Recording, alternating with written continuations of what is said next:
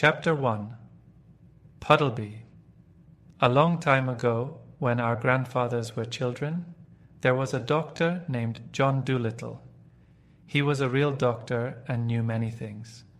He lived in a small town called Puddleby on the Marsh. Everyone in the town knew him. When he walked in the street with his tall hat, people said, "There is the doctor, he is very smart." Children and dogs followed him, and even the birds in the church tower called to him. He lived in a small house at the edge of the town, but his garden was big. There was green grass, stone seats, and big trees. His sister, Sarah Dolittle, took care of the house, but the doctor took care of the garden. Dr. Dolittle loved animals. He had many pets. He had goldfish in a pond, rabbits in the kitchen, white mice in the piano, a squirrel in the closet, and a hedgehog in the cellar. He also had a cow, a baby calf, an old horse, chickens, pigeons, and lambs. But his favorite pets were Dab-Dab the duck, Jip the dog, Gub-Gub the pig, Polynesia the parrot, and Tutu the owl. His sister did not like all the animals. She thought they made the house messy. One day, an old lady came to see the doctor. She sat on the hedgehog, which was sleeping on the sofa. She was very angry and never came back. After that, she went to another town to see a different doctor. Sarah Dolittle said, "John, sick people will not come if you have all these animals. We have no money. The rich people do not want you as their doctor." Dr. Dolittle said, "But I love animals more than rich people." His sister was angry and left the room. As time passed, more and more animals came to the house. But fewer and fewer people came to see the doctor. In the end, only the cat's meat man came.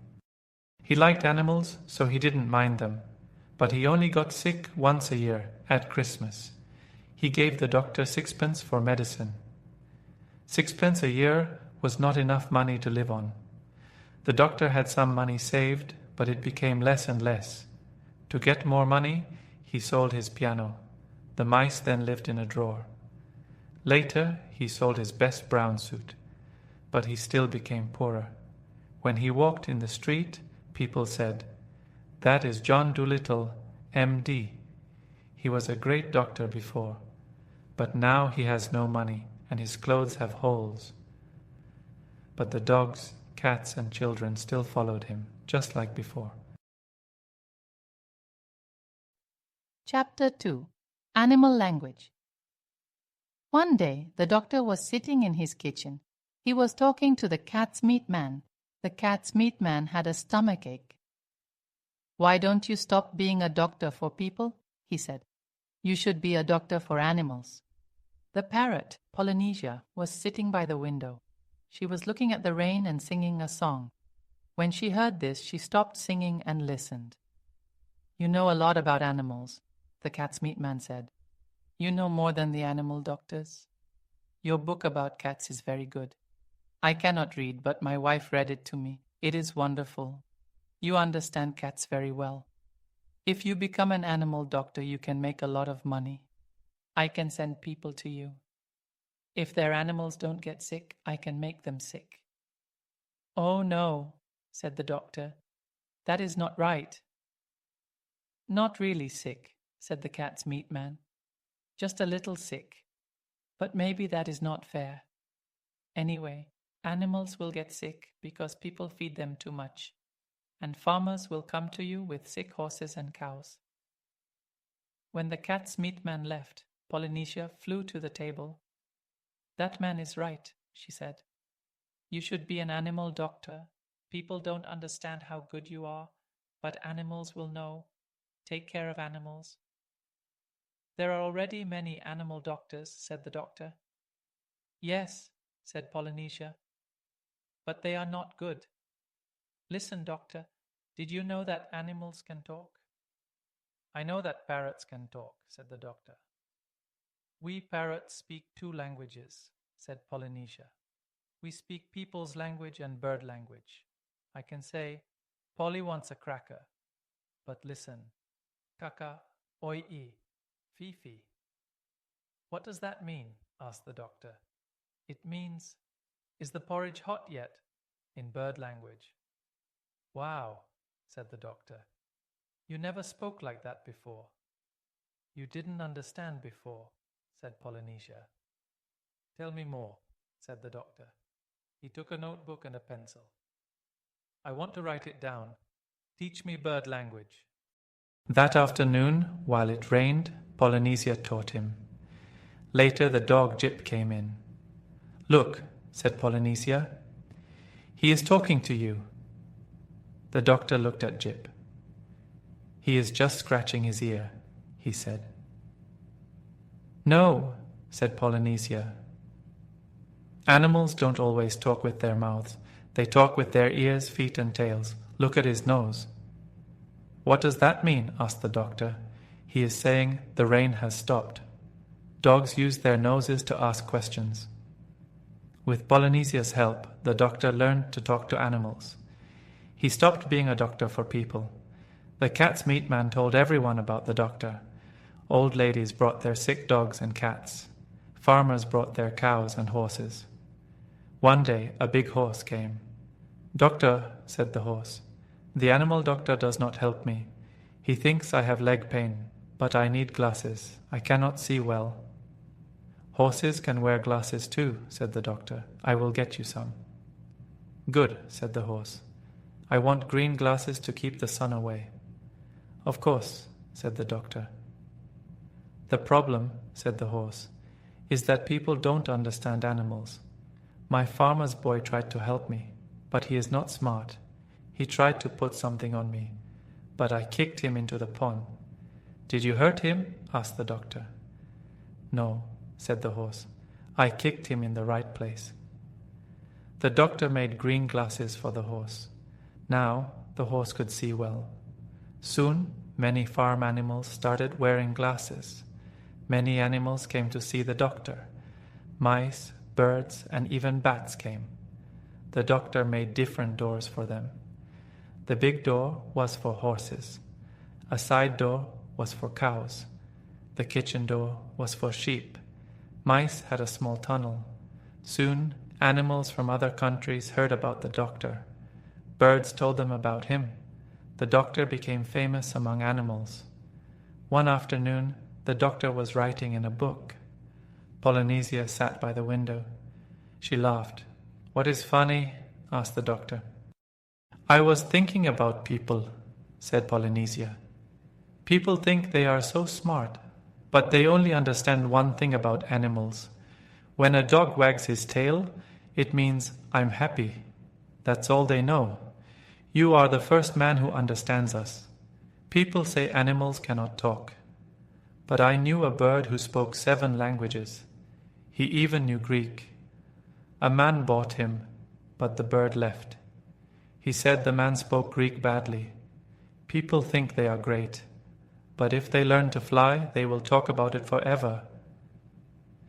"You are a wise bird," said the doctor. "How old are you?" "I don't know exactly," said Polynesia. "Maybe 182 or 183 years old, but I remember when I first came here. King Charles was hiding in a tree. I saw him. He looked very scared." Chapter 3. More Money Troubles. Soon the doctor started making money again. His sister Sarah bought a new dress and was happy. Some sick animals had to stay at the doctor's house for a week. When they got better, they sat outside on the grass. Many animals liked the doctor so much that they didn't want to leave. And the doctor was too kind to say no. So he got more and more pets. One evening, the doctor was sitting on his garden wall, smoking his pipe. A man with a little monkey came by. The doctor saw that the monkey's collar was too tight and that he was sad. So he gave the man a shilling and took the monkey. The man was very angry, but the doctor told him to go away. The monkey stayed and got a new name, Chi-Chi. Another time a circus came to Puddleby. A crocodile with a bad toothache escaped and came to the doctor's house. The doctor spoke to him in crocodile language and helped him. The crocodile liked the house and asked if he could stay in the pond. He promised not to eat the fish. But when the circus men came, the crocodile scared them away. He was kind to the doctor's animals, but looked dangerous to other people. Soon people were afraid to bring their pets to the doctor. The farmers didn't trust the crocodile, and the old ladies were scared. Sarah Dolittle said, "John, you must send that crocodile away. We are finally making money, but now people are afraid to come. We will have no money again." The doctor said, "But he promised not to hurt anyone. He hates the circus, and I don't have money to send him back to Africa." Sarah said, "He eats the floor. If you don't send him away, I will leave and get married."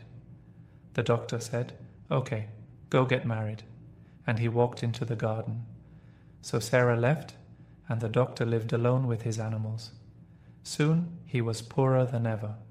He had to feed all the animals, but there was no money. The house needed repairs, and no one was helping. But the doctor didn't worry. He said, "Money is a problem. It would be better if money didn't exist. If we are happy, that is enough." The animals, however, were worried. One evening, when the doctor was asleep, they talked quietly. Tutu the owl did some math and found out they only had money for 1 more week. Polynesia, the parrot, said, "We should help the doctor. He is poor because of us." So the animals made a plan. Chi-Chi, the monkey, would cook and fix clothes. Jip, the dog, would sweep the floor. Dab-Dab, the duck, would dust and make the beds. Tutu, the owl, would keep track of the money. Gub-Gub, the pig, would take care of the garden. Polynesia, the parrot, would be the housekeeper. It was difficult at first, but soon they got better. Jip even used his tail as a broom. The doctor said his house had never been so clean. To make money, they sold flowers and vegetables by the road, but it was not enough to pay all the bills. One day, Polynesia told the doctor that the fishmonger refused to give them fish. The doctor said, "That's okay. We have eggs and milk. We can eat omelets and pudding. Don't worry." Sarah always worried too much. I wonder how she is now. But winter came early that year. The old horse brought firewood, so they had a warm kitchen. But most of the vegetables were gone, and the rest were under the snow. Many animals were hungry. Chapter 4. A Message from Africa. That winter was very cold. One night in December, the animals were sitting around the fire while the doctor read to them from books he had written in animal language. Suddenly, Tutu, the owl, said, "Shh! What's that noise outside?" They listened. They heard someone running. Then the door burst open, and Chi-Chi the monkey ran in, out of breath. "Doctor," he cried, "I got a message from my cousin in Africa. The monkeys there are very sick. They are dying in hundreds. They have heard of you and are begging you to come and help." "Who brought the message?" asked the doctor, taking off his glasses. "A swallow," said Chi-Chi. "She's outside on the rain barrel." "Bring her in," said the doctor. "She must be freezing. The swallows flew south weeks ago." So they brought the swallow inside. She was cold and shivering. At first she was scared, but soon she warmed up and began to talk. When she finished, the doctor said, "I would love to go to Africa, especially in this freezing weather, but I don't think we have enough money to buy tickets. Chi-Chi, bring me the money box." Chi-Chi climbed up and got it from the shelf. The doctor opened it. There was nothing inside. "I thought there were 2 pennies left," he said. "There were," said Tutu, "but you spent them on a rattle for the badger's baby." "Oh dear, what a bother money is," said the doctor. "Never mind. Maybe I can borrow a boat. A sailor once brought his baby to me when it had measles. Maybe he will help us." A boat for Africa. Early the next morning, the doctor went to the seashore. When he came back, he smiled. "The sailor will lend us his boat," he said. Chi-Chi, the crocodile, and the parrot were very happy. They sang because they were going home. The doctor said, "I can only take a few of you. Chi-Chi, Jip the dog, Dab-Dab the duck, Gub-Gub the pig, Tutu the owl, and Polynesia the parrot. The other animals must stay behind, but most of them sleep in winter, so they won't mind." Then Polynesia, who had been on ships before, told the doctor what to take. "You need hard biscuits," she said, "and canned beef, and an anchor." "The ship already has an anchor," said the doctor. "Well, make sure," said Polynesia. "You can't stop without one, and take a bell." "What for?" asked the doctor. "To tell time. You ring it every half hour. And bring lots of rope. It's always useful." Then they thought about money again. "Oh, bother! Money again!" cried the doctor. "I'll ask the grocer if we can pay him later." The sailor went to the grocer. Soon he returned with all the supplies they needed. The animals packed their things. They turned off the water so the pipes wouldn't freeze. They gave the house key to the old horse and made sure he had enough hay for the winter. Then they carried their bags to the shore and got on the boat. The cat's meat man came to say goodbye. He gave the doctor a big sweat pudding. "I heard you can't get sweat pudding in foreign places," he said. All aboard. On the boat, Gub-Gub the pig asked, "Where are the beds? I want my nap." Polynesia showed him the sleeping area. The beds were stacked on top of each other like shelves. "That's not a bed," cried Gub-Gub. "That's a shelf." "It's called a bunk," said Polynesia. "That's how beds are on ships." "I'm too excited to sleep," said Gub-Gub. "I want to see the ship start." "You'll get used to sailing," said Polynesia. She went back upstairs, humming a song. "I've seen the Black Sea and the Red Sea. I rounded the Isle of Wight. I discovered the Yellow River and the Orange too by night. Now Greenland drops behind again, and I sail the ocean blue. I'm tired of all these colors, Jane, so I'm coming back to you." They were ready to leave when the doctor said, "Wait, I need to ask the sailor which way Africa is." But the swallow said, "I've been to Africa many times. I'll show you the way." The doctor smiled. "Thank you, my dear." Then he called, "Chi-Chi, pull up the anchor." And so the voyage to Africa began. Chapter 5. The Great Journey. Now for 6 weeks they sailed on the sea. They followed a swallow that flew in front of the ship to show them the way. At night, the swallow had a small light so they could see her in the dark. People on other ships thought the light was a shooting star. As they sailed south, it got warmer. Polynesia, Chi-Chi, and the crocodile loved the hot sun. They laughed and looked over the side of the ship to see if they could see Africa. But the pig, the dog, and the owl, Tutu, could not do anything in the heat.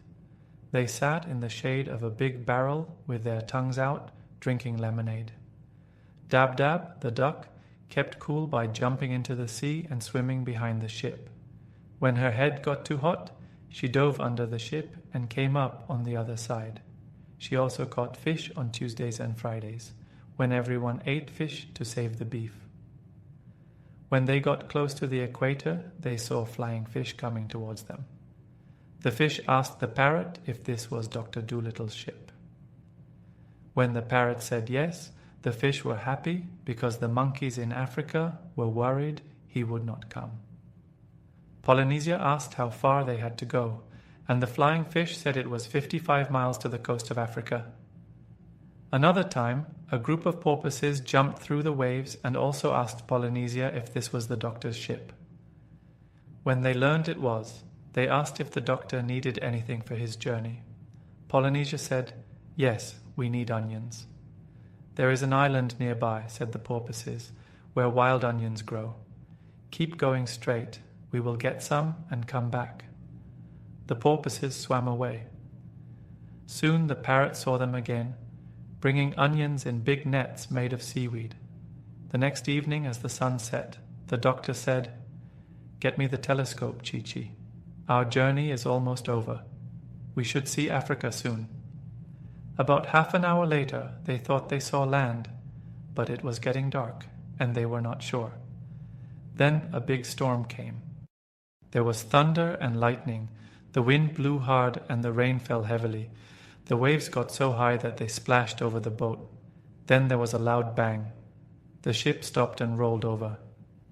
"What happened?" asked the doctor, coming up from below. "I'm not sure," said the parrot. "I think we are shipwrecked. Tell the duck to check." So Dab-Dab dove under the waves. When she came up, she said they hit a rock. There was a hole in the bottom of the ship. Water was coming in, and they were sinking. "We must be near Africa," said the doctor. "Oh dear, we must all swim to land." But Chi-Chi and Gub-Gub did not know how to swim. "Get the rope," said Polynesia. "I told you it would be useful. Where is that duck?" "Come here, Dab-Dab. Take this end of the rope, fly to the shore, and tie it to a palm tree. We will hold the other end on the ship. Those who can't swim must climb the rope to land. That is a lifeline."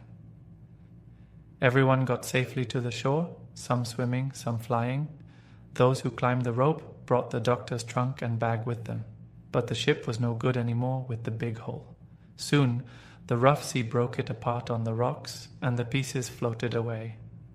They found a dry cave high up in the cliffs to stay safe until the storm was over.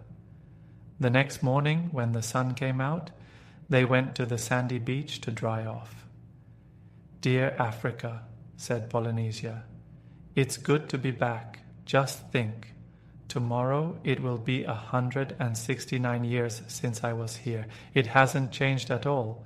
Same palm trees, same red earth, same black ants. There is no place like home." The others saw she had tears in her eyes. She was so happy to be back in her country. Then the doctor noticed his high hat was gone. It had blown into the sea during the storm. So Dab-Dab went to look for it. Soon she saw it far away, floating like a toy boat. When she flew down to get it, she found a frightened white mouse inside. "What are you doing here?" asked the duck. "You were told to stay in Puddleby." "I didn't want to be left," said the mouse. "I wanted to see Africa. I have family there. So I hid in the bags and came on the ship. When the ship sank, I was very scared. I can't swim far. I swam until I was tired and thought I would sink. Then the old man's hat floated by, and I got in it so I wouldn't drown. So the duck took up the hat with the mouse in it and brought it to the doctor on the shore. They all gathered around to look. "That's called a stowaway," said the parrot. While they looked for a place in the trunk for the white mouse to travel, Chi-Chi suddenly said, "Shh, I hear footsteps in the jungle." They all stopped and listened. Soon a black man came down from the woods and asked what they were doing there. "My name is John Dolittle, MD," said the doctor. "I have come to Africa to help the sick monkeys." "You all must go before the king," said the man. "What king?" asked the doctor, who didn't want to waste time. "The king of the Jolliginki," the man replied. "All these lands are his, and all strangers must see him. Follow me."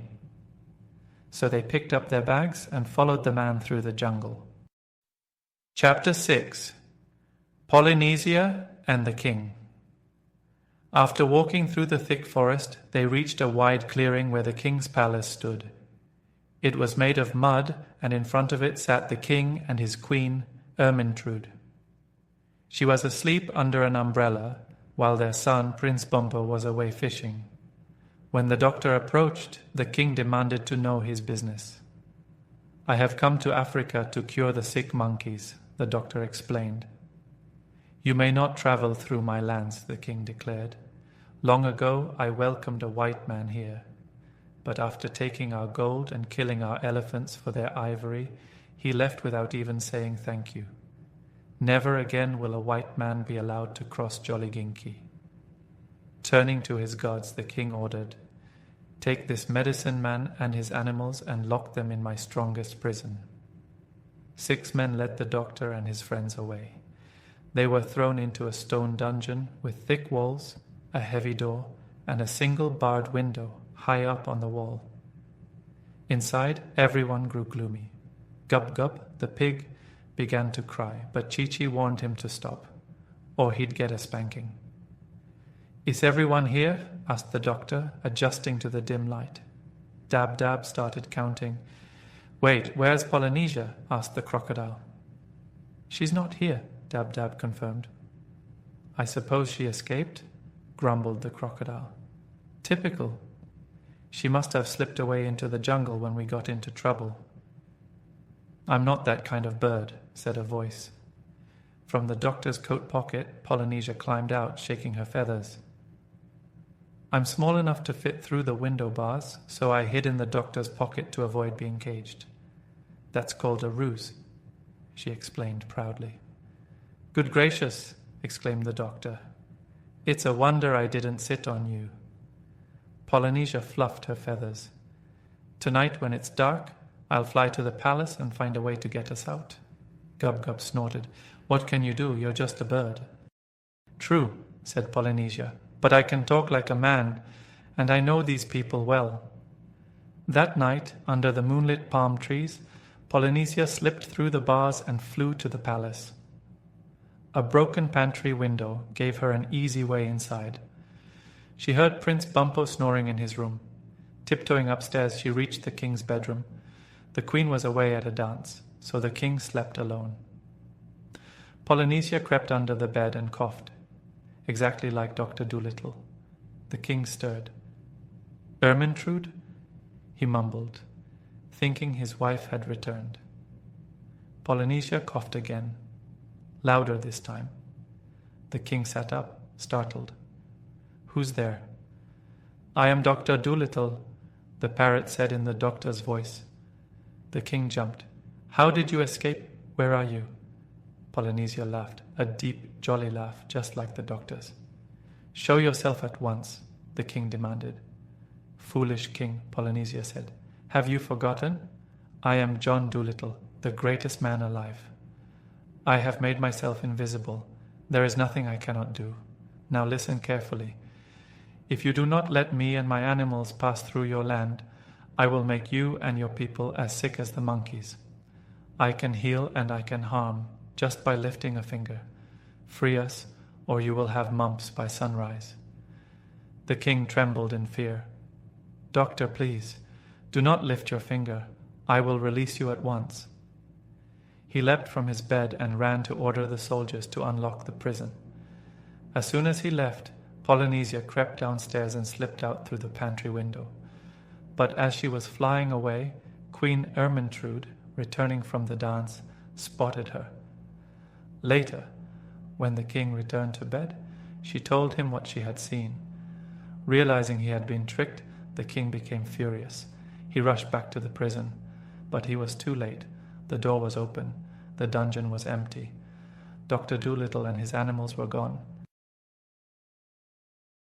Chapter 7. The Bridge of Apes. Queen Ermintrude had never seen her husband so angry before. He shouted. He threw his toothbrush at the cat. He ran around in his nightshirt and woke up his soldiers. "Go and catch the doctor," he ordered.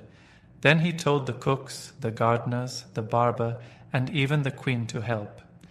At that time, the doctor and his animals were running through the forest. They were going to the land of the monkeys. Gub-Gub had short legs. He got tired quickly, so the doctor carried him.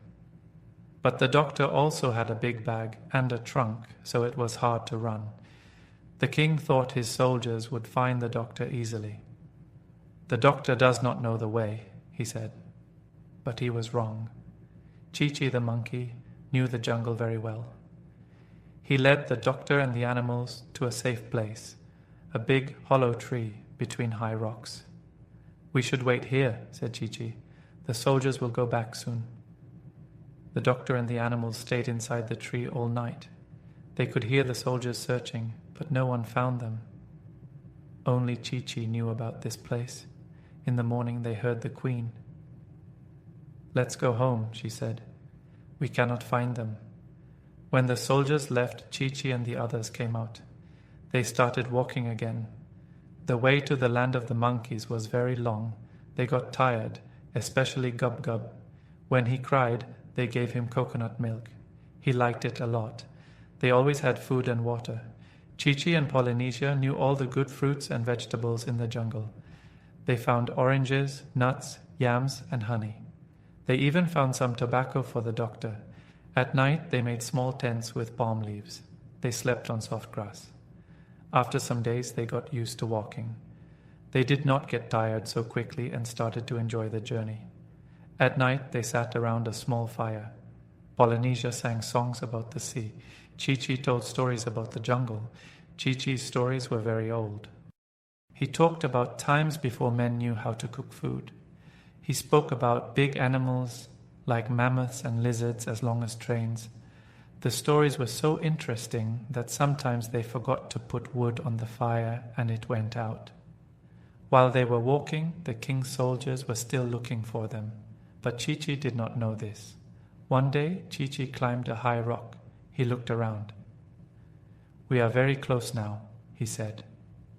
That evening, they saw many monkeys waiting for them.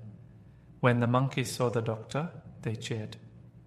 Some monkeys carried his bag. A big monkey carried Gub-Gub, but the king's soldiers heard the monkeys cheering. Now they knew where the doctor was. They started running to catch him. A monkey saw the soldiers coming and shouted, "Run!" The doctor and the animals ran very fast. The soldiers ran too. The captain ran the fastest. Then the doctor fell in the mud. The captain thought, "Now I will catch him." But the captain had long ears. His ear got stuck in a tree. The soldiers had to help him. The doctor got up and ran again. Chi-Chi said, "Not far now." Then they reached a high cliff. Below there was a river. Jip the dog looked down. "How can we cross?" he asked. Gub-Gub started to cry. "The soldiers are coming. We will go to prison again." But the big monkey shouted, "Quick, make a bridge." The doctor looked around. How can they make a bridge? He thought. Then he saw it. The monkeys held hands and feet. They made a bridge with their bodies. "Walk over," they shouted. Gub-Gub was scared, but he crossed. Everyone crossed safely. The doctor was last. When the soldiers arrived, they were too late. The monkeys pulled the bridge away. The soldiers were very angry. Chi-Chi smiled and said, "Many men waited for weeks to see this, but no white man saw it before. You are the first to see the famous Bridge of Apes." The doctor was very happy. Chapter 8. The Bridge of Apes. Queen Ermintrude had never seen her husband so angry before. He shouted. He threw his toothbrush at the cat. He ran around in his nightshirt and woke up his soldiers. "Go and catch the doctor," he ordered. Then he told the cooks, the gardeners, the barber, and even the queen to help. At that time, the doctor and his animals were running through the forest. They were going to the land of the monkeys. Gub-Gub had short legs. He got tired quickly, so the doctor carried him. But the doctor also had a big bag and a trunk, so it was hard to run. The king thought his soldiers would find the doctor easily. "The doctor does not know the way," he said. But he was wrong. Chi-Chi, the monkey, knew the jungle very well. He led the doctor and the animals to a safe place, a big, hollow tree between high rocks. "We should wait here," said Chi-Chi. "The soldiers will go back soon." The doctor and the animals stayed inside the tree all night. They could hear the soldiers searching, but no one found them. Only Chi-Chi knew about this place. In the morning, they heard the queen. "Let's go home," she said. "We cannot find them." When the soldiers left, Chi-Chi and the others came out. They started walking again. The way to the land of the monkeys was very long. They got tired, especially Gub-Gub. When he cried, they gave him coconut milk. He liked it a lot. They always had food and water. Chi-Chi and Polynesia knew all the good fruits and vegetables in the jungle. They found oranges, nuts, yams, and honey.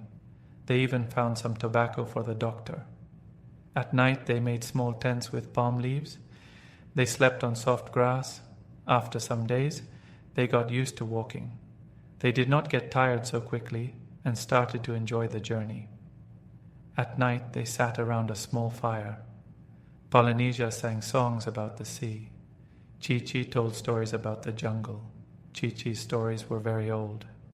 He talked about times before men knew how to cook food.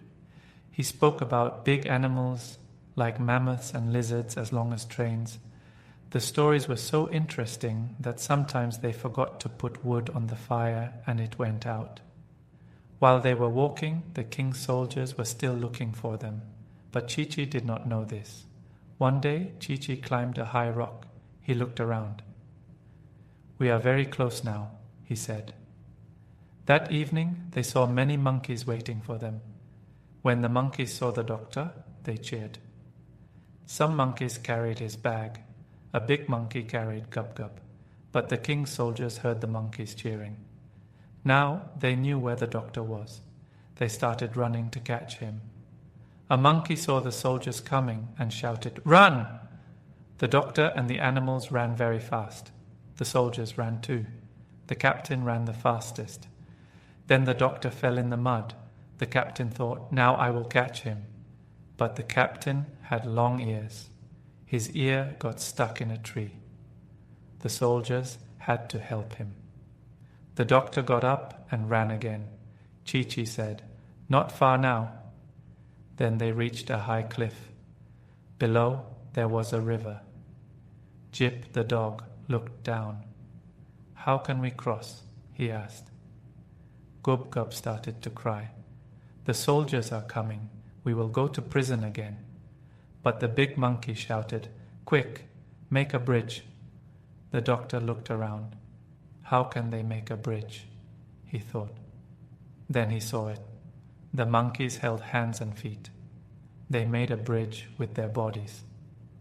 "Walk over," they shouted. Gub-Gub was scared, but he crossed. Everyone crossed safely. The doctor was last. When the soldiers arrived, they were too late. The monkeys pulled the bridge away. The soldiers were very angry. Chi-Chi smiled and said, "Many men waited for weeks to see this, but no white man saw it before. You are the first to see the famous Bridge of Apes." The doctor was very happy. Chapter 9. The Monkey's Council. Chi-Chi stood outside the doctor's door. He did not let anyone wake him up. When the doctor woke up, he told the monkeys, "I must go back to Puddleby." The monkeys were very surprised. They thought he would stay with them forever. That night, all the monkeys met in the jungle to talk. The chief chimpanzee stood up. "Why is the good man leaving?" he asked. "Is he not happy here?" No one could answer. Then the grand gorilla stood up. "Let's ask him to stay," he said. "We can build him a new house. We can give him a bigger bed. We can work for him and make him happy. Maybe then he will not go." Then Chi-Chi stood up.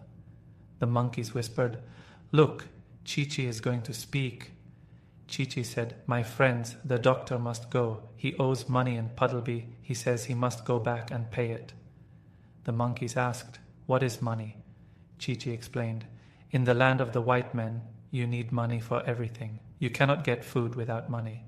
You cannot do anything without money. You cannot even live without money." The monkeys were shocked. "Can you not even eat and drink without money?" they asked. Chi-Chi shook his head. "No. Even I had to ask children for money when I was with the organ grinder." The chief chimpanzee turned to the oldest orangutan. "Cousin, these men are strange. Who would want to live in such a place?" Then Chi-Chi said, "We had no boat to cross the sea. We had no money to buy food. A man gave us biscuits and said we could pay later. A sailor lent us a boat, but it broke. The doctor wants to buy a new boat for the sailor. The sailor was poor, and the boat was all he had. The monkeys sat in silence. They thought for a long time. Then the biggest baboon stood up. "We should give the doctor a present," he said. "He helped us. We must show we are thankful." A little red monkey sitting in a tree shouted, "Yes, let's give him the best present." All the monkeys cheered, "Yes, the best present." But what could they give him? 50 bags of coconuts, one monkey said. 100 bananas, another said. He will not have to buy fruit. But Chi-Chi said, "These are too heavy. They will go bad before he eats them." "If you want to make him happy," Chi-Chi said, "give him an animal. He will take good care of it. Give him a rare animal that the white men have never seen." The monkeys asked, "What is a menagerie?" Chi-Chi explained, "A menagerie is a place where white men put animals in cages. People come to look at them." The monkeys were shocked. "A prison for animals," they said. "What rare animal should we give him?" the monkeys asked. The major of the marmosets asked, "Do they have an iguana?" "Yes," said Chi-Chi. "There is one in the London Zoo." "Do they have an okapi?" another asked. "Yes," said Chi-Chi. "I saw one in Belgium." "Do they have a push-me-pull-you?" another monkey asked. Chi-Chi smiled. "No," he said. "No white man has ever seen a push-me-pull-you. Let's give him that." Chapter 10. The rarest animal of all push-me-pull-yus are now extinct. That means there are none left. But long ago, when Dr. Dolittle was alive, a few still lived deep in the African jungles. Even then, they were very rare. They had no tail but a head at each end, with sharp horns on both heads. They were shy and very hard to catch. Hunters usually sneaked up behind animals to catch them, but this did not work with the push-me-pull-you. No matter where you approached from, one head was always watching. Even when they slept, only one head rested, while the other stayed awake. That is why no one had ever caught one, and why they had never been seen in zoos. Many hunters and menagerie keepers searched for years, but none had ever found one. The monkeys set out to find this rare animal. After traveling a long distance, one monkey spotted strange footprints near a river. They knew a push-me-pull-you must be close. They followed the riverbank until they found a patch of tall grass. "He must be hiding in there," they thought. The monkeys joined hands and formed a circle around the grass. The push-me-pull-you heard them and tried to escape, but he could not break through the circle. Seeing no way out, he sat down and waited. The monkeys asked if he would go with Dr. Dolittle to be shown in the land of the white men. He shook both his heads. "Certainly not." They explained that he would not be locked in a menagerie, only looked at. They told him the doctor was a kind man who had no money. People would pay to see a two-headed animal, and with that money, the doctor could buy a new boat for the sailor. But the push-me-pull-you shook his heads again. "No, I am too shy. I do not like being stared at." He almost started crying. For 3 days the monkeys tried to convince him. Finally, on the 3rd day, he agreed. "I will go with you to see what kind of man the doctor is," he said. The monkeys led him back through the jungle. When they reached the doctor's house, they knocked on the door. Dab-Dab the duck was packing. "Come in," she called. Chi-Chi proudly brought the push-me-pull-you inside. Dr. Dolittle stared at the strange creature. "What in the world is this?" "Lord save us," cried Dab-Dab. "How does it make up its mind?" "It does not look like it has one," Jip, the dog, muttered. "This," said Chi-Chi, "is the push-me-pull-you, the rarest animal in Africa, the only two-headed beast in the world. Take him home, doctor. People will pay anything to see him." "But I do not want money," said the doctor. "Yes, you do. Dab insisted.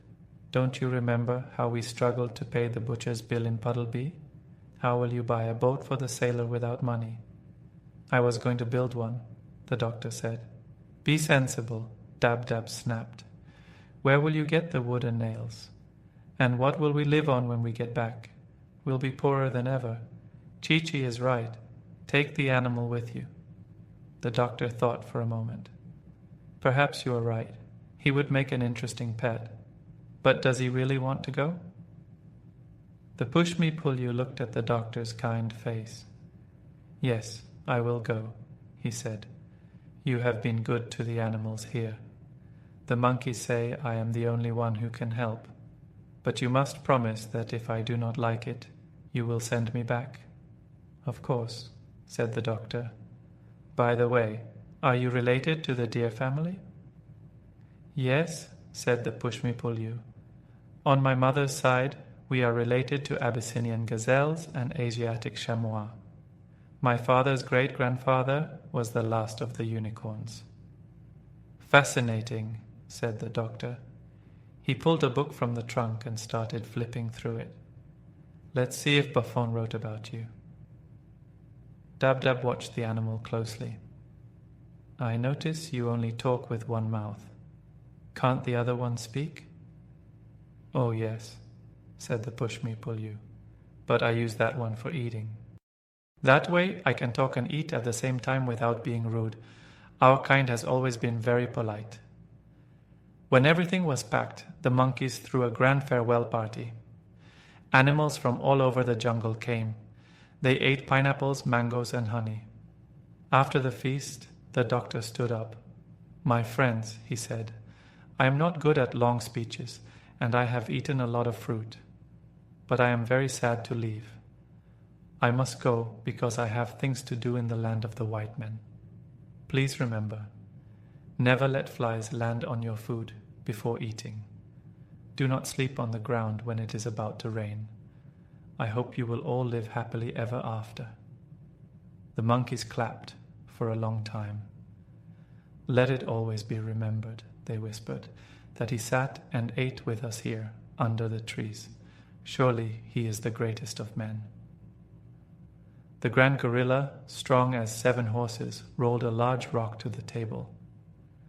"This stone will mark the spot forever," he said.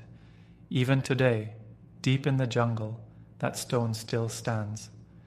Monkey mothers point it out to their children and whisper, 'Shh, look, there is the place where the good white man sat and ate with us in the year of the great sickness.'" When the party was over, Dr. Dolittle and his pets set off toward the seashore. The monkeys carried his trunk and bags, walking with him to the edge of their land to say goodbye. Chapter 11. The Black Prince. At the edge of the river, they stopped to say goodbye. This took a long time because thousands of monkeys wanted to shake Dr. Dolittle's hand. Afterward, as the doctor and his animals walked on alone, Polynesia said, "We must be quiet as we go through the land of the Jolliginki. If the king hears us, he will send soldiers to catch us again. I'm sure he is still angry about the trick I played on him." "What worries me," said the doctor, "is where we will find a boat to go home. Oh well, maybe we'll find one on the beach that no one is using. Don't worry before there's a reason to." One day, while passing through a thick part of the jungle, Chi-Chi went ahead to look for coconuts. While he was gone, the doctor and the others got lost. They didn't know the jungle paths well, and they couldn't find their way back to the sea. Chi-Chi was very worried when he couldn't find them. He climbed the tallest trees, looking for the doctor's hat. He shouted their names, but no one answered. It was as if they had disappeared. They had wandered far from the path. The jungle was full of vines and bushes, so thick that they could barely move. The doctor had to use his knife to cut a way through. They got stuck in muddy places, scratched by thorns, and almost lost the medicine bag twice. They couldn't find a way out. After many days of struggling, they accidentally walked into the king's garden. At once the king's men came running and caught them. Polynesia quickly flew into a tree and hid before anyone saw her. The doctor and his friends were taken to the king. "Ha ha, ha ha," laughed the king. "You are caught again. This time you will not escape. Lock them up. The white man will scrub my kitchen floor for the rest of his life." The doctor and the animals were locked in prison again. The doctor was told he would start scrubbing floors the next morning. "This is very bad," said the doctor. "I must get back to Puddleby. The poor sailor will think I stole his ship if I don't return soon. I wonder if the door hinges are loose." But the door was strong and locked tightly. Gub-Gub started crying again. Outside, Polynesia was still sitting in a tree, blinking her eyes. Whenever she stayed quiet and blinked, it meant she was thinking of a clever plan. She soon spotted Chi-Chi, who was still searching for the doctor. When he saw her, he climbed into the tree. "What happened?" he asked. "The king's men caught them," whispered Polynesia. "We got lost and ended up in the palace garden by mistake." "Why didn't you guide them?" Chi-Chi scolded. "It was Gub-Gub's fault," Polynesia sighed. "He kept running off to find ginger roots. I was so busy bringing him back that I took the wrong turn." "Shh, look," she whispered suddenly. "Prince Bumpo is coming. Stay very still." Prince Bumpo, the king's son, walked into the garden carrying a book of fairy tales. He strolled along the path, humming a sad song. Then he sat on a stone bench right under the tree where Polynesia and Chi-Chi were hiding. He opened his book and started reading. Chi-Chi and Polynesia stayed very quiet. After a while, the prince sighed and said, "If only I were a white prince." Polynesia, using a small, high voice like a little girl, said, "Bumpo, someone might be able to turn you into a white prince." Bumpo jumped up, looking around in surprise. "Who is speaking? Is that the voice of a fairy?" "Yes," said Polynesia. "I am Tripsitinka, queen of the fairies. I am hiding inside a rosebud." "Oh, fairy queen," said Bumpo, "who can turn me white?" "In your father's prison," said Polynesia. "There is a great wizard named John Dolittle. He knows magic and medicine, but your father keeps him locked up. Go to him in secret when the sun sets, and he will make you the whitest prince in the world." "I must go at once," said Bumpo. "Thank you, fairy queen." Smiling with excitement, the prince sat down to wait for the sun to set. Chapter 12. Medicine and Magic Polynesia moved very quietly. She made sure no one saw her. Then she flew to the prison. She saw Gub-Gub. The pig had his nose through the window bars. He was smelling the food from the palace kitchen. Polynesia told him to bring the doctor to the window. She needed to talk to him. Gub-Gub went and woke up the doctor. "Listen," whispered Polynesia when the doctor came. "Prince Bumpo is coming tonight. He wants you to make him white. But first, make him promise to open the prison and give you a ship." The doctor thought for a moment. "It is not easy to make a black man white," he said. "You speak as if he were a dress that we can change color." "I don't know about that," said Polynesia. "But you must do it. You have many medicines. He will do anything for you if you change his color. This is your only way to get free." "Maybe it is possible," said the doctor. He opened his medicine bag. "Let me see. Maybe some special cream will work." That night, Prince Bumpo came to the prison. He spoke sadly to the doctor. "White man, I am very unhappy. A long time ago, I looked for the Sleeping Beauty. I read about her in a book. After traveling many days, I found her. I kissed her, just like the book said. She woke up, but when she saw me, she cried, 'Oh, he's black.' Then she ran away and went to sleep somewhere else. So I went home, very sad. Now I hear you are a great magician. If you make me white, I will give you half my kingdom and anything you want." The doctor looked at his medicine bag. "Prince Bumpo, what if I make your hair blonde? Would that make you happy?" "No," said the prince, "I must be white." "You only want your face to be white, right?" asked the doctor. "Yes. I will wear shiny armor like the other white princes. I will ride a horse." "Does your whole face need to be white?" "Yes, and I want blue eyes too, but I know that is hard." "Yes, it is," said the doctor, "but I will try." "You must be patient. Medicine does not always work the first time. But before I help you, you must get a ship ready. Put food in it. Then, after I change your face, you must open the prison and let me and my animals go free. Promise me." Prince Bumpo promised. He went to the beach and got a ship ready. When he returned, the doctor mixed many medicines in a bowl. He told the prince to put his face in it. Bumpo put his face into the mixture. He stayed there for a long time. The doctor looked worried. He checked the medicine bottles again and again. A strong smell filled the prison. Finally, the prince lifted his face. All the animals gasped. His face was white like snow. His brown eyes had turned grey. The doctor gave him a small mirror. Bumpo looked at himself and shouted with joy. He danced around the prison. But the doctor told him to be quiet. Then he quickly closed his medicine bag. Bumpo asked to keep the mirror.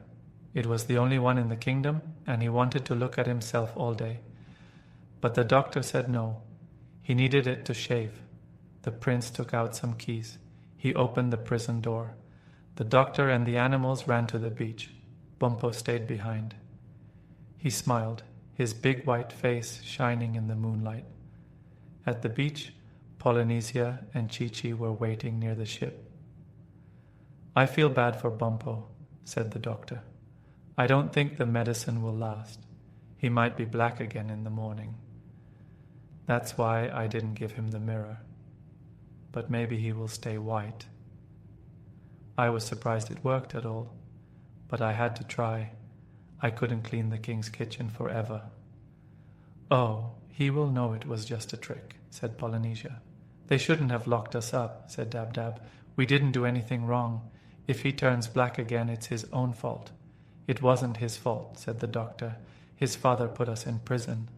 Maybe I should go back and say sorry." "Oh well, I'll send him some candy when I get home. And maybe he will stay white after all." "The Sleeping Beauty will never love him," said Dab-Dab. "He looked better before. But he is ugly, no matter what color he is." "But he has a kind heart," said the doctor. "That is more important than looks." "I don't think he found the real Sleeping Beauty," said Jip. "Maybe he kissed some farmer's wife sleeping under a tree. No wonder she ran away."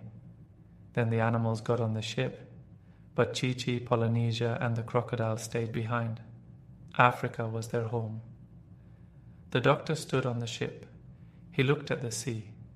Then he remembered. They had no one to guide them home. The sea was very big. What if they got lost? Just then, they heard a strange sound. It was like wind in the trees. It grew louder and louder. Jip pointed his nose up. "Birds! A huge group of birds is coming!" They all looked up. The sky was full of birds. They covered the moon, making the night dark. Then the birds flew lower. They sat on the sand, on the ship, and everywhere. They were quiet now. The doctor smiled. "I did not know we were in Africa for so long. Summer is coming. These are swallows. They are flying back home. Swallows, thank you for waiting for us. Now we will not get lost. Pull up the anchor. Set the sail." The ship moved out to sea. On the shore, Chi-Chi, Polynesia, and the crocodile felt very sad. They had never met anyone as kind as Dr. Dolittle. They waved and called goodbye again and again. Tears ran down their faces. They stood on the rocks, watching until the ship was gone. Chapter 13. Red Sails and Blue Wings. As they sailed home, the doctor's ship had to go past the coast of Barbary. This coast is next to the Great Desert. It is a wild and lonely place with lots of sand and stones. This is where the Barbary pirates lived. These pirates were bad men who waited for sailors to crash on their shores. When they saw a boat, they would chase it in their fast ships. If they caught a boat, they would steal everything and then sink the ship, feeling proud of what they did. They would make the captured people write to their friends for money. If no money came, the pirates sometimes threw the people into the sea. One sunny day, the doctor and Dab-Dab were walking on the ship for exercise. A nice wind was blowing, and everyone was happy. Soon, Dab-Dab spotted a red sail far behind them on the sea. "I don't like that sail," said Dab-Dab. "I feel it isn't a friendly ship. I'm afraid trouble is coming." Jip, the dog, was napping nearby and started to growl in his sleep. "I smell roast beef," he mumbled. "Underdone roast beef with brown gravy." "Goodness," cried the doctor. "What's wrong with Jip? Can he smell in his sleep?" "I guess he can," said Dab-Dab. "All dogs can smell in their sleep." "But what is he smelling?" asked the doctor. "There's no roast beef cooking here." "No," said Dab-Dab. "The roast beef must be on that ship." "But that's 10 miles away," said the doctor. "He can't smell that far." "Oh, yes, he can," said Dab-Dab. "Just ask him." Jip, still asleep, began to growl again, showing his white teeth. "I smell bad men," he growled. "The worst men. I smell trouble. I smell a fight. 6 bad men against 1 brave man. I want to help him. Woof, oh, woof." Then he barked loudly and woke himself up, looking surprised. "Look," cried Dab-Dab. "That ship is getting closer. You can see its 3 big sails, all red. Whoever is on that ship is coming after us. I wonder who they are." "They are bad sailors," said Jip. "And their ship is very fast. They must be Barbary pirates." "Well, we need to put up more sails on our ship," said the doctor. "We need to go faster and get away from them. Jip, run downstairs and bring me all the sails you can find." Jip hurried downstairs and pulled up every sail he could find. But even when all the sails were up, their ship didn't go as fast as the pirates' ship, which was getting closer and closer. "This is a slow ship the prince gave us," said Gub-Gub the pig. "It might be easier to win a race in a soup pot than to escape in this old boat. Look how near they are. You can even see their mustaches. There are 6 of them. What are we going to do?" The doctor asked Dab-Dab to fly up and tell the swallows that pirates were coming in a fast ship and ask what to do. When the swallows heard this, they all came down to the doctor's ship. They told him to untangle some long ropes and make them into thin strings quickly. The ends of the strings were tied to the front of the ship, and the swallows grabbed the strings with their feet and flew off, pulling the boat along. Even though swallows are not very strong alone, they are powerful together. With 1,000 strings tied to the doctor's ship, 2,000 swallows pulled on each string, all very fast flyers. In a moment, the doctor found himself going so fast he had to hold onto his hat with both hands. It felt like the ship was flying over waves that foamed with speed. All the animals on the ship began to laugh and dance in the rushing air. When they looked back at the pirate's ship, they saw it was getting smaller instead of bigger. The red sails were being left far behind. Chapter 14. The Rat's Warning. Pulling a ship in the sea is very hard work. After 2 or 3 hours, the swallows felt tired and could not fly well. They sent a message to the doctor. They said, "We need to rest soon. We will take the boat to a nearby island and hide it in a deep bay until we rest." Soon the doctor saw the island. It had a tall green mountain in the center. When the ship was safe in the bay and hidden from the open sea, the doctor said he would go to the island to find water. There was no water left to drink on the ship. He told all the animals to leave the ship and play on the grass. As they were leaving, the doctor saw many rats coming out from below the ship. Jip ran after them because he liked to chase rats. But the doctor said, "Stop, Jip." A big black rat came slowly along the rail.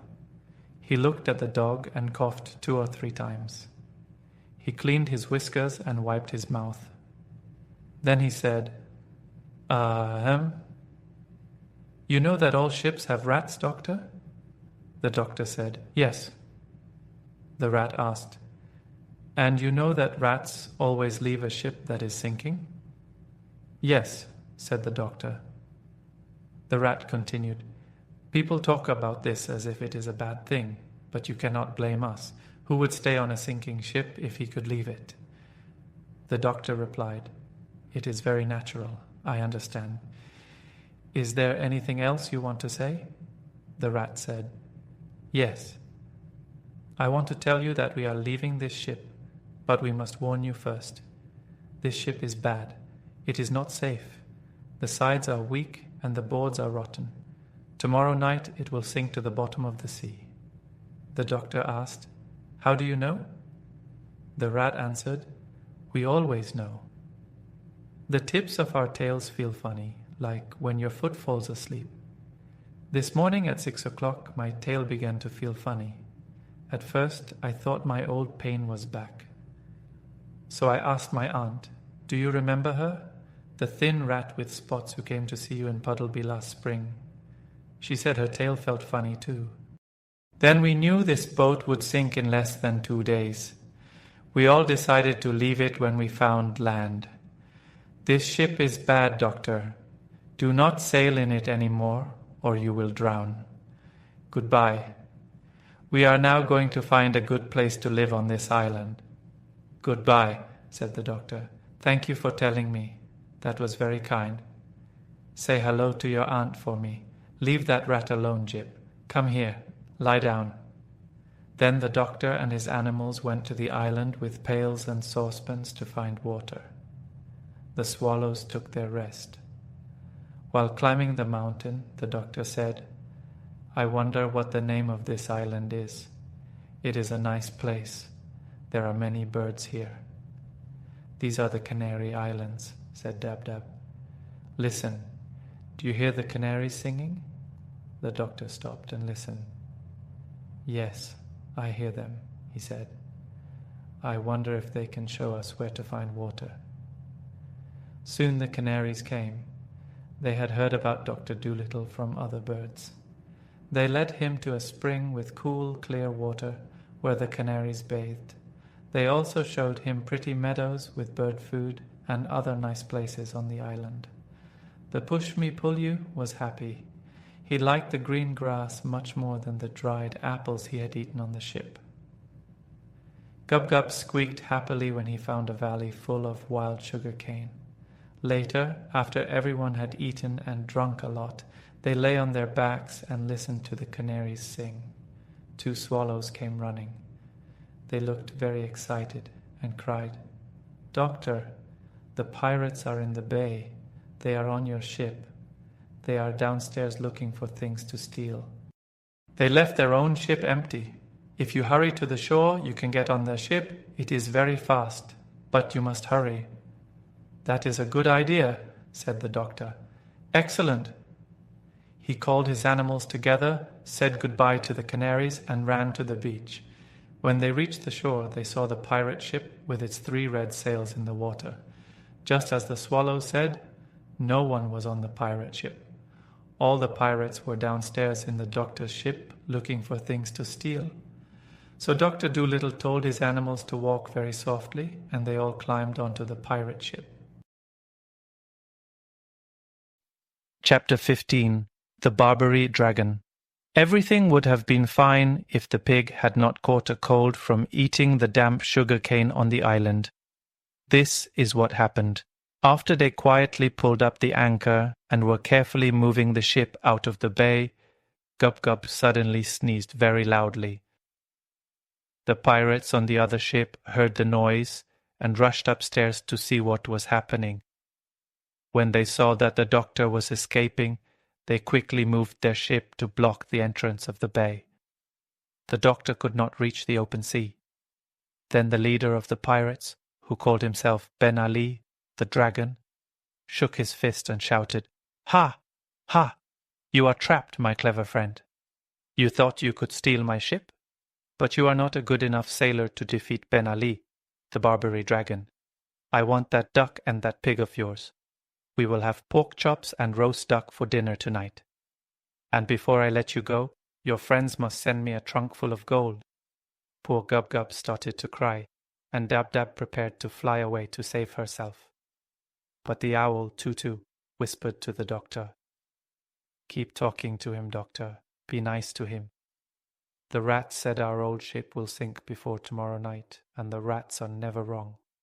Keep him talking until his ship sinks." "Until tomorrow night," the doctor said. "Well, I'll try my best. Now, what should I talk about?" "Oh, let them come," said Jip. "We can fight these nasty men. There are only 6 of them. I would love to tell the collie next door, when we get home, that I bit a real pirate. Let them come." "But they have pistols and swords," said the doctor. "No, that will not work. I must talk to him. Look here, Ben Ali." But before the doctor could say more, the pirates sailed closer, laughing and joking. They asked each other, "Who will be the first to catch the pig?" Poor Gub Gub was very scared. The push-me-pull-you sharpened his horns on the mast, preparing to fight. Jip barked loudly, jumping up and down, calling Ben Ali bad names in dog language. But suddenly something changed. The pirates stopped laughing. They looked worried. Something was wrong. Then Ben Ali looked down at his feet and shouted, "Thunder and lightning! Men, the boat is leaking!" The other pirates checked the side of the ship and saw that it was sinking.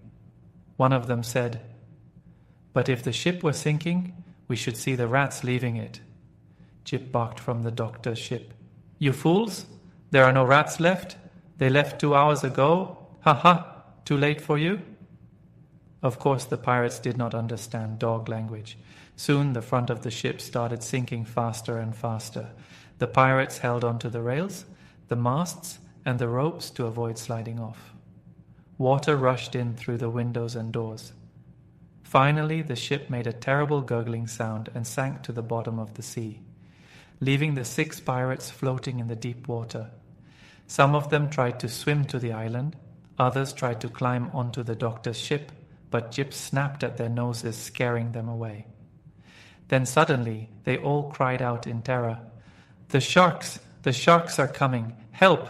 Let us on the ship before they eat us!" The doctor saw large fish swimming quickly toward them. One big shark came close to the ship, stuck his nose out of the water, and said, "Are you John Dolittle, the famous animal doctor?" "Yes," said the doctor. "Well," said the shark, "we know these pirates are bad men, especially Ben Ali. If they are bothering you, we can eat them for you." "Thank you," said the doctor. "That is very kind, but I don't think it is necessary to eat them. Just keep them from reaching the shore until I say so. And please bring Ben Ali over here. I need to speak with him." The shark swam to Ben Ali and chased him toward the doctor. The doctor leaned over the side of the ship and said, "Ben Ali, you have been a very bad man. I know you have killed many people. These sharks have offered to eat you, and it would be a good thing if the sea was rid of you. But if you promise to do what I say, I will let you go." "What must I do?" asked the pirate, looking nervously at the shark, sniffing his leg underwater. "You must never kill anyone again," said the doctor. "You must stop stealing, stop sinking ships, and stop being a pirate forever." "But what will I do then? How will I live?" "You and your men must stay on this island and become birdseed farmers," said the doctor.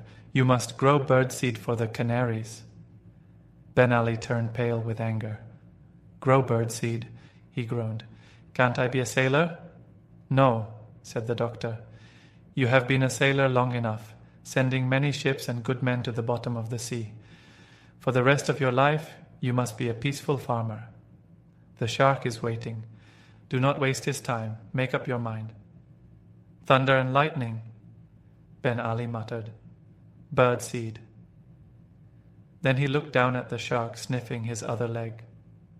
"Very well," he said sadly. "We will be farmers." And remember, said the doctor, if you break your promise, if you start killing and stealing again, I will hear about it.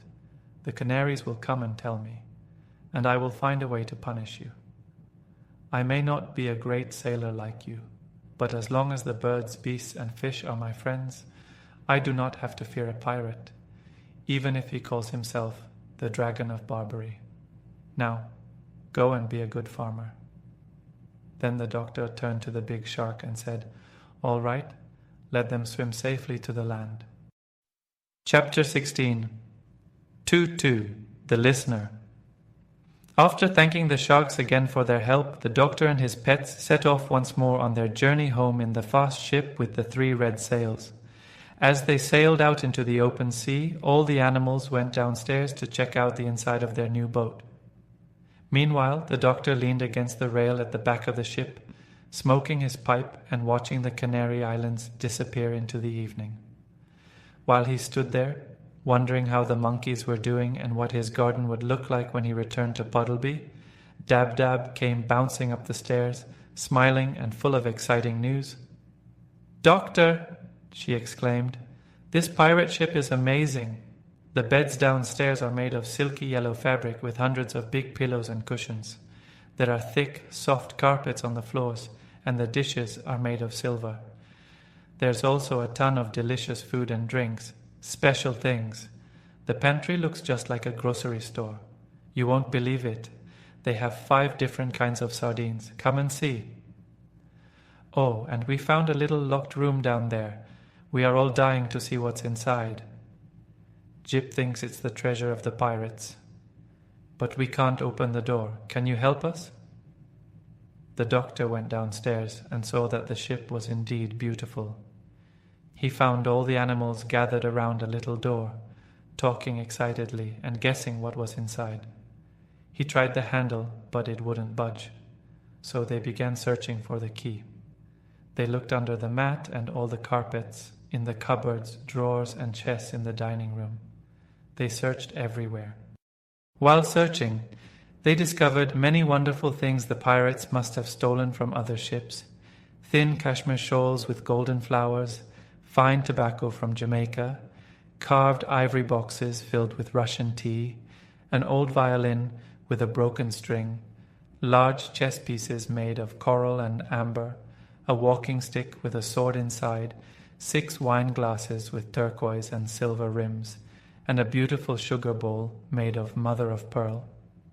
But they couldn't find a key to unlock that door. They all gathered back at the door, and Jip looked through the keyhole but could not see anything because something was blocking it inside. While they stood around, puzzled, the owl, Tutu, suddenly said, "Shh, listen! I think there's someone inside." They all quieted down for a moment. Then the doctor replied, "You must be mistaken, Tutu. I don't hear anything." "I'm sure of it," said the owl. "Shh, there it is again. Don't you hear that?" "No, I do not," said the doctor. "What kind of sound is it?" "I hear someone putting their hand in their pocket," said the owl. "But that hardly makes any sound," the doctor said. "You couldn't hear that from out here." "Excuse me, but I can," said Tutu. "I assure you, there is someone behind that door putting their hand in their pocket. Almost everything makes a noise, if your ears are sharp enough to catch it. Bats can hear a mole digging a tunnel underground, and they think they're very good listeners. But we owls can tell you, with just one ear, the color of a kitten by the way it blinks in the dark." "Well, that surprises me," said the doctor. "That's very interesting. Please listen again and tell me what he's doing now." "I'm not sure," said Tutu. "It may be a man or a woman.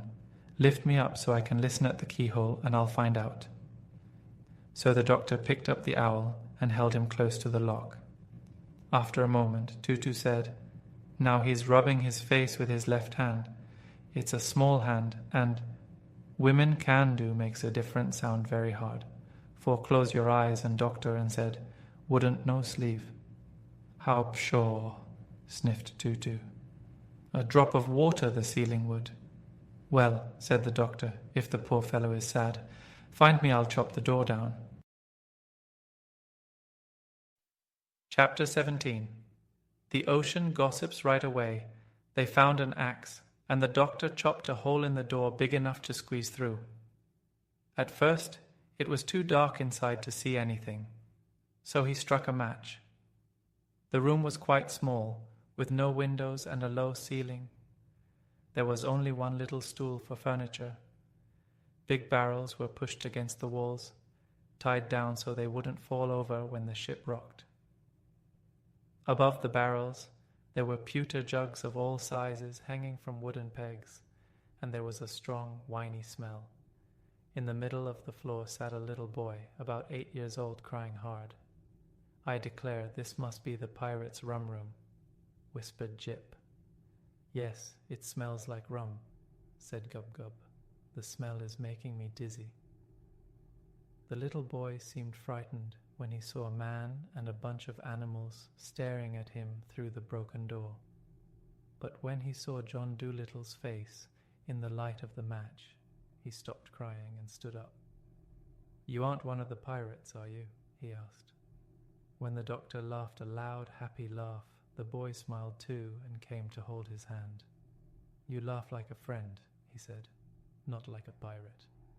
Can you tell me where my uncle is?" "I'm afraid I can't," said the doctor. "When did you last see him?" "It was the day before yesterday," said the boy. "My uncle and I were out fishing in our little boat when the pirates came and caught us. They sank our boat and brought us to this ship. They told my uncle they wanted him to be a pirate too because he was good at sailing, but he told them he didn't want to be a pirate because killing people and stealing wasn't for a good fisherman. Then the leader, Ben Ali, got very angry and said they would throw my uncle into the sea if he didn't obey them. They sent me downstairs, and I heard fighting above. When they let me come up the next day, my uncle was gone. I asked the pirates where he was, but they wouldn't tell me. I'm very afraid they threw him into the sea." And the little boy started to cry again. "Well now, wait a minute," said the doctor. "Don't cry. Let's go have tea in the dining room and talk. Maybe your uncle is safe. You don't know that he drowned, do you? That's something to hope for. Perhaps we can find him. First, we'll have tea with strawberry jam. Then we will see what can be done." All the animals had been listening with great curiosity. When they sat in the dining room having tea, Dab-Dab came up behind the doctor's chair and whispered, "Ask the porpoises if the boy's uncle is drowned. They'll know." "Okay," said the doctor, taking another piece of bread and jam. "What are those funny clicking noises you're making with your tongue?" the boy asked. "Oh, I just said a couple of words in duck language," the doctor answered. "This is Dab-Dab, one of my pets." "I didn't know ducks could speak," said the boy. "Are all these other animals your pets too? What's that strange-looking thing with 2 heads?" "Shh," the doctor whispered. "That's the push-me-pull-you. Don't let him hear us talking about him. He gets very embarrassed. Tell me, how did you end up locked in that little room?" "The pirates shut me in when they went to steal from another ship. When I heard someone chopping on the door, I didn't know who it was. I was very glad it was you. Do you think you can find my uncle?" "We will try our best," said the doctor. "What does your uncle look like?" "He had red hair," answered the boy. "Very red hair. He has a picture of an anchor tattooed on his arm. He is a strong man, a kind uncle, and the best sailor in the South Atlantic. His fishing boat was called the Saucy Sally, a cutter-rigged sloop." "What's cutter-rigged sloop?" whispered Gub-Gub to Jip. "Shh! That's the type of ship your uncle had," said Jip. "Be quiet, will you?" "Oh," said the pig. "Is that all? I thought it was something to drink." The doctor left the boy to play with the animals in the dining room and went upstairs to look for passing porpoises. Soon, a whole group of porpoises came jumping through the water on their way to Brazil. When they saw the doctor leaning on the rail of his ship, they came over to see how he was doing. The doctor asked them if they had seen a man with red hair and an anchor tattooed on his arm. "Do you mean the master of the Saucy Sally?" one of the porpoises asked. "Yes," said the doctor. "That's him. Is he drowned?" "His fishing sloop sank," said the porpoises. "We saw it lying at the bottom of the sea, but there was no one inside because we checked." "His nephew is on the ship with me," said the doctor. "He is very afraid the pirates threw his uncle into the sea. Could you find out if he is safe?" "Oh, he isn't drowned," said the porpoises. "If he were, we would have heard about it from the deep-sea decapods. We get all the saltwater news. The shellfish call us the ocean gossips. No, tell the little boy we're sorry we don't know where his uncle is, but we are sure he hasn't drowned." So the doctor rushed downstairs with the news and told the boy, who clapped his hands with joy. The Pushmi-Pulyu gave the little boy a ride around the dining room table, while all the other animals followed behind, banging dish covers with spoons, pretending it was a parade. Chapter 18. Smells. "Your uncle must be found," said the doctor. "That is the next thing to do now that we know he wasn't thrown into the sea." Then Dab-Dab came up to him again and whispered, "Ask the eagles to look for him. No creature can see better than an eagle. When they are high in the sky, they can count the ants on the ground. Ask the eagles." So the doctor sent one of the swallows to fetch some eagles. In about an hour, the little bird returned with 6 kinds of eagles: a black eagle, a bald eagle, a fish eagle, a golden eagle, an eagle vulture, and a white-tailed sea eagle. They were twice as tall as the boy, and stood on the ship's rail like proud soldiers, rigid and still, while their sharp black eyes darted around. Gub-Gub was scared of them and hid behind a barrel. He felt as though those piercing eyes were peering right into him to see what he had for lunch. The doctor said to the eagles, "A man has been lost, a fisherman with red hair and an anchor tattooed on his arm. Would you please see if you can find him? This boy is the man's nephew." Eagles do not talk much. All they said in their rough voices was, "You can be sure we will do our best for John Dolittle." Then they flew away, and Gub-Gub peeked out from behind the barrel to watch them. Up they went, higher and higher, until they were just specks in the blue sky, flying off in different directions, north, east, south, and west. "My goodness," said Gub-Gub in a low voice. "What a height! I wonder they don't scorch their feathers being so close to the sun." They were gone a long time, and when they returned it was almost night. "We have searched all the seas, countries, islands, cities, and villages in this part of the world," said the eagles. "But we have failed. In Gibraltar we saw 3 red hares on a wheelbarrow outside a baker's door, but they were from a fur coat, not a man. We couldn't see any sign of the boy's uncle anywhere. If we couldn't find him, then no one can. For John Dolittle, we have done our best." The 6 great birds flapped their wings and flew back to their homes. "Well," said Dab-Dab after they left, "what will we do now? The boy's uncle must be found. He's too young to be alone in the world. Boys need care until they're older. I wish Chi-Chi were here. He would find the man quickly. Good old Chi-Chi. I wonder how he is." "If we only had Polynesia with us," said the white mouse. "She would think of a way. Remember how she got us out of prison the second time? My, she was clever." "I don't think much of those eagle fellows," said Jip. "They're just cocky.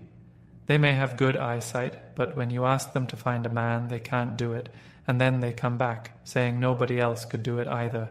They're just conceited, like that collie in Puddleby. And I don't think much of those gossipy old porpoises either. All they could tell us is that the man isn't in the sea. We don't want to know where he isn't. We want to know where he is. Oh, stop talking so much, said Gub-Gub. It's easy to talk. But it's not easy to find a man in the whole world. Maybe the fisherman's hair turned white from worrying about the boy, and that's why the eagles didn't find him. You don't know everything. You're just talking without doing anything too. You couldn't find the boys, could? Ip getting angry. That's not true, you silly piece of warm bacon. I haven't even started trying yet. Just wait and see. Then Jip went to the doctor and said, "Ask the boy if he has anything that belonged to his uncle, will you?" So the doctor asked, and the boy showed them a gold ring he wore on a string around his neck because it was too big for his finger. He said they saw Jip sniff. That good. Ask else that belonged to uncle. The boy then took out a big red handkerchief and said, "This was my uncle's too. When the snuff, by jingo, happy you smell it snuff." Him doctor. Asked again, said, "A lot. Excellent mans has found. Easy as stealing milk find him in less. Let's go where the wind's dark now, doctor." "Find him I don't smells of black snuff," Jip replied. "If smell, like string hot water. But—" "Does have a smell?" asked the doctor. "Hot water smells different from. It's warm, cold water. I once a man for 10 miles on a dark night by the smell of the hot water he used to shave, for he hadn't any soap. Now let's see which way the wind is blowing. Wind is very important for long-distance smelling. It shouldn't be too strong, and it must blow the right way. A nice, steady, damp breeze is best. Ha! This wind is from the north." Jip smelled the wind at the front of the ship and started muttering to himself, "Tar, Spanish onions, kerosene oil, wet raincoats, crushed laurel leaves, burning rubber, lace curtains being washed. No, my mistake. Lace curtains hanging out to dry, and foxes, hundreds of them, cubs, and—" "Can you actually smell all those different things in this one wind?" asked the doctor. "Of course," said Jip. "Those are just a few of the strong smells. Any dog could smell those with a cold. Wait, and I'll tell you about the harder scents coming on this wind, the finer ones." Then Jip closed his eyes tight, poked his nose up into the air, and sniffed hard with his half open. Still for a... When he finally spoke, it sounded almost like he was singing softly in a dream. "Bricks," he whispered. "Old yellow bricks, crumbling in a garden wall. The sweet breath of young cows standing in a mountain stream, the lead roof of a dovecote or granary in the midday sun, black kid gloves lying in a walnut wood bureau drawer, a dusty road with a horse's water trough under the sycamores, little mushrooms pushing through rotting leaves, and... Any parsnips?" asked Gub-Gub. "No," said Jip. "You're always thinking of food. No parsnips at all. And no snuff. Lots of pipes and cigarettes and a few cigars. But no snuff. We'll have to wait until the wind changes to the south." "Yes, it's a poor wind," said Gub-Gub. "I think you're just pretending, Jip. Who ever heard of finding a man in the middle of the ocean just by smell? I told you it wouldn't work."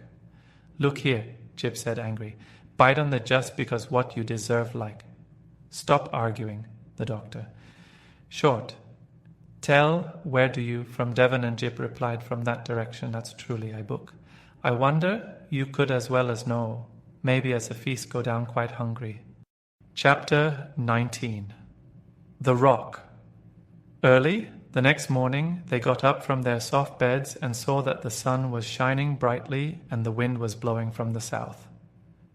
Jip sniffed the south wind for half an hour, but then came back to the doctor, shaking his head. "I can't smell any snuff yet," he said. We need to wait until the wind changes to the east." But even when the east wind arrived at 3 o'clock that afternoon, the dog still couldn't catch the smell of snuff. The little boy was very sad and began to cry again, saying no one seemed able to find his uncle. But all Jip said to the doctor was, "Tell him that when the wind changes to the west, I'll find his uncle even if he's in China, as long as he is still taking black rappy snuff." They had to wait 3 long days for the west wind to come. It was a Friday morning, just as it was getting light. A fine rainy mist lay on the sea like a thin fog, and the wind was soft and warm. As soon as Jip woke up, he ran upstairs and sniffed the air. Getting very excited, he rushed back down to wake the doctor. "Doctor," he cried, "I've got it. The wind's from the west and smells of nothing but snuff. Come upstairs and start the ship, quick." The doctor jumped out of bed and went to steer the ship. "I'll go to the front," said Jip. "You watch my nose. Whichever way I point it, turn the ship that way. The man cannot be far away with a smell this strong. The wind is lovely and wet. Now watch me." All that morning, Jip stood at the front of the ship, sniffing the wind and guiding the doctor, while all the animals and the little boy watched him in amazement. Around lunchtime, Jip asked Dab-Dab to get the doctor because he was worried and wanted to talk to him. Dab-Dab flew to the doctor and brought him over. Jip said, "The boy's uncle is starving. We must make the ship go as fast as possible." "How do you know he's starving?" asked the doctor. "Because there's no smell in the west wind except for snuff," replied Jip. "If the man was cooking or eating, I would smell it too. But all he has is snuff, in big pinches. We're getting closer because the smell is getting stronger. But make the ship go quickly because I'm certain the man is starving." "All right," said the doctor, and he sent Dab-Dab to ask the swallows to pull the ship, just like they did when the pirates chased them. Soon, the little birds flew down and harnessed themselves to the ship once again. Now the boat raced through the waves at a tremendous speed. It was so fast that fish had to jump out of the way to avoid being run over. All the animals were excited and stopped watching Jip, turning to look at the sea ahead for any land or islands where the starving man might be. But hour after hour went by, and the ship kept rushing across the same flat sea with no land in sight. Soon the animals stopped chatting and sat silently, anxious and worried. The little boy grew sad again, and Jip's face showed concern. Finally, late in the afternoon, just as the sun was setting, the owl, Tutu, who was perched at the top of the mast, suddenly startled them all by calling out loudly, "Jip! Jip! I see a big rock in front of us. Look out there where the sky and water meet. See how the sun shines on it, like gold. Is the smell coming from there?" Jip called back, "Yes, that's it. That's where the man is. At last, at last." As they got closer, they could see that the rock was very large, about the size of a big field. There were no trees, no grass, nothing. The rock was as smooth and bare as a tortoise's back. The doctor sailed the ship right around the rock, but they couldn't see anyone on it. The animals squinted and looked hard, while John Dolittle got a telescope from downstairs.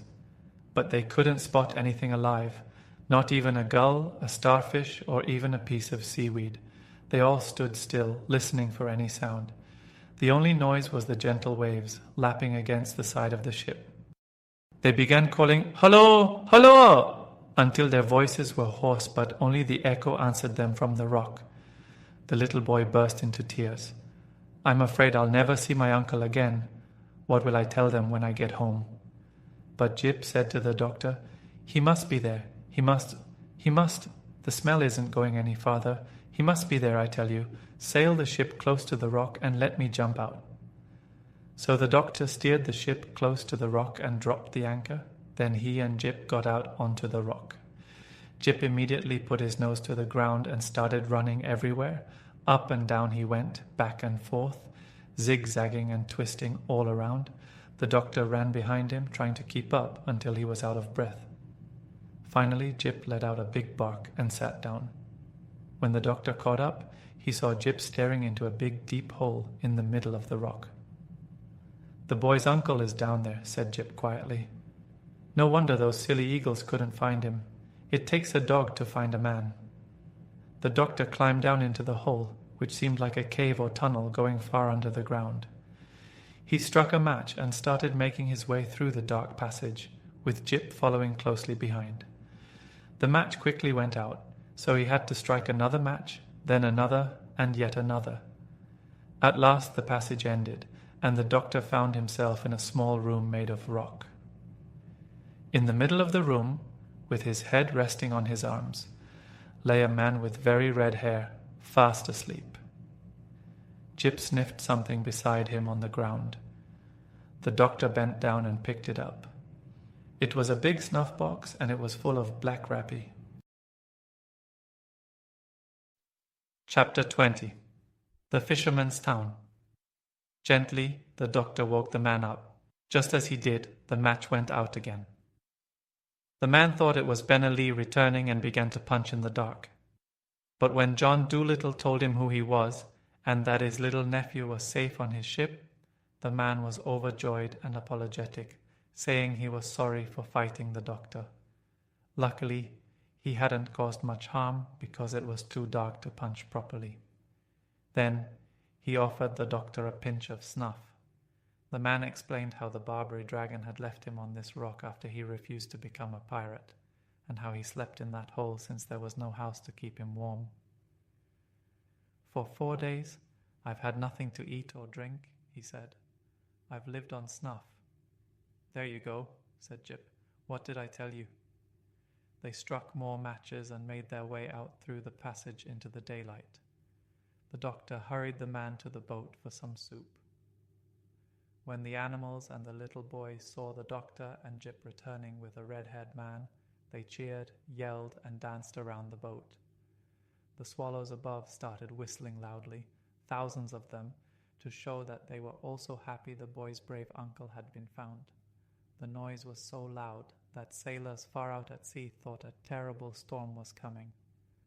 "What a gale howling in the east," they said.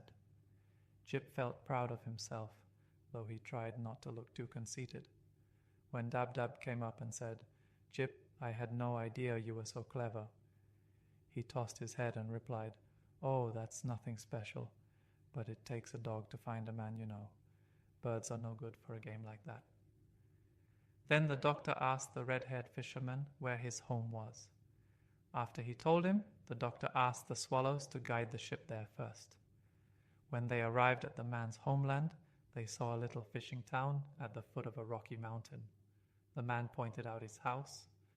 As they lowered the anchor, the little boy's mother, who was also the man's sister, ran down the shore to meet them, laughing and crying at the same time. She had been sitting on a hill for 20 days, watching the sea and waiting for them to return. She kissed the doctor many times, making him giggle and blush like a schoolgirl. She tried to kiss Jip too, but he ran away and hid inside the ship. "It's silly, this kissing," he said. "Let her kiss Gub-Gub, if she must kiss something." The fisherman and his sister didn't want the doctor to leave right away.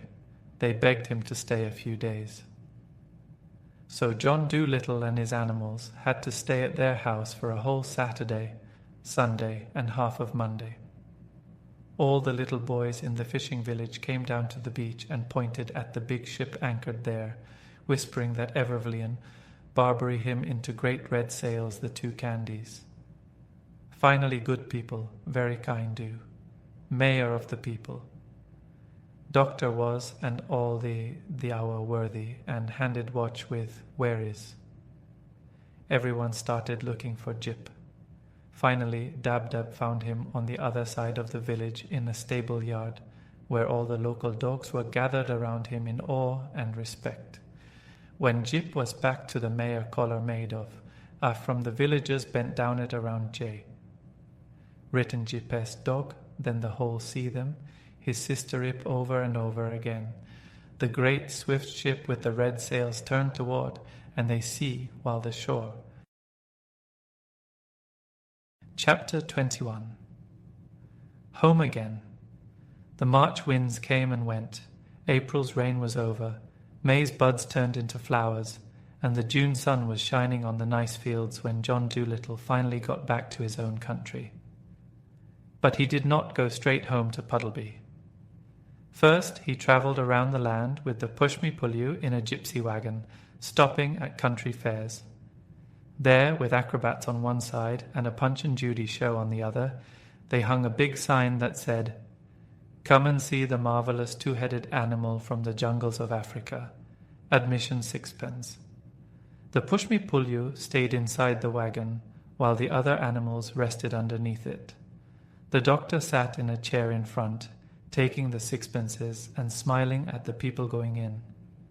Dab-Dab was always busy, scolding him for letting children in for free when she wasn't watching.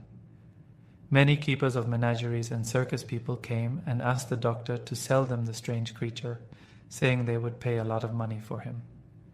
But the doctor always shook his head and said, "No, the push-me-pull-you will never be locked in a cage.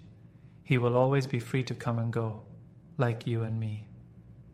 They saw many curious sights while traveling, but after all the amazing things they experienced in other countries, everything felt ordinary. It was interesting at first to be part of a circus, but after a few weeks they all grew very tired of it, and the doctor and everyone wanted to go home. However, many people came to the little wagon and paid 6 pences to see the push-me-pull-you, so soon the doctor was able to stop being a showman. One lovely day, when the hollyhocks were blooming, he returned to Puddleby as a rich man to live in his little house with the big garden.